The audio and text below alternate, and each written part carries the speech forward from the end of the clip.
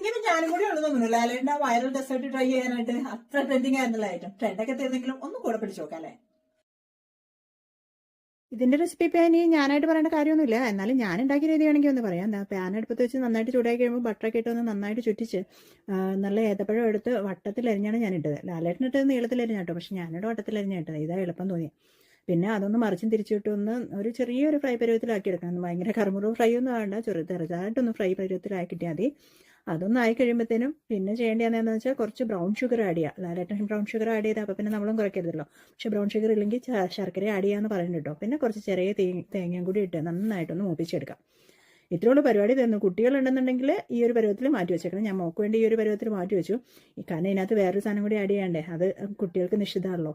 വേറെ ഒന്നുമല്ല, നല്ല കട്ട റമ്മാണ്. 2 അടപ്പ് കട്ട റമ്മും കൂടി ഇതിനകത്തോട്ട് ആഡ് ചെയ്ത് കൊടുക്കുന്നുണ്ട്.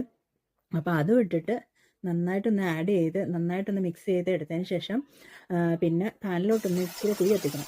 ഫ്ലാംബോയിന്നോ അങ്ങനെ എന്തൊക്കെയാണ് പറയണമെന്ന് തോന്നുന്നു ഈ തീ കത്തിക്കുന്ന പരിപാടിക്ക്. പക്ഷേ എന്താണെങ്കിലും വേണ്ടില്ല, തീ കത്തിപ്പിടിച്ചപ്പോൾ ഞാൻ ഞെട്ടിപ്പോയി കേട്ടോ.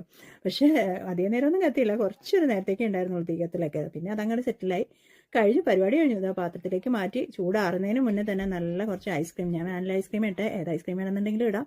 വാനില ഐസ്ക്രീം കുറച്ച് നന്നായിട്ട് മേളിലോട്ട് വെച്ച് കൊടുത്തു. ഐസ്ക്രീമൊക്കെ പിന്നെ എല്ലാവർക്കും ഇഷ്ടമാണല്ലോ. അപ്പോൾ പിന്നെ മോൾക്കാണെങ്കിലും ഐസ്ക്രീമൊക്കെ ഇട്ട് കൊടുത്ത് ഏത് പരുവത്തിലാണെങ്കിലും കഴിച്ചോളൂ. അപ്പോൾ ഐസ്ക്രീമൊക്കെ ഇട്ടിട്ട് പിന്നെ വേണമെങ്കിൽ ഒരു ഭംഗിക്ക് കുറച്ച് ഹണിയും കൂടെ നമുക്ക് വേണമെങ്കിൽ ഡ്രിസിൽ ചെയ്ത് കൊടുക്കാം. കുറച്ചൊരു മധുരവും ഒരു ഭംഗിയും ഒക്കെ കിട്ടും. അപ്പോൾ എല്ലാം കൂടെ ഡ്രിസിൽ ചെയ്തിട്ട് ഞാൻ ടേസ്റ്റ് ചെയ്യേണ്ട സമയമായി. സംഭവം കൊള്ളാട്ടോ, വെറുതെ അല്ല ലാലേട്ടനൊക്കെ ഇത് ഉണ്ടാക്കിയിട്ട് ഭയങ്കര വൈറലും ട്രെൻഡിങ് ഒക്കെ ആയത്. സംഭവം അടിപൊളിയായിട്ടുണ്ട്, ഒന്ന് ട്രൈ ചെയ്യേണ്ടതാണ്.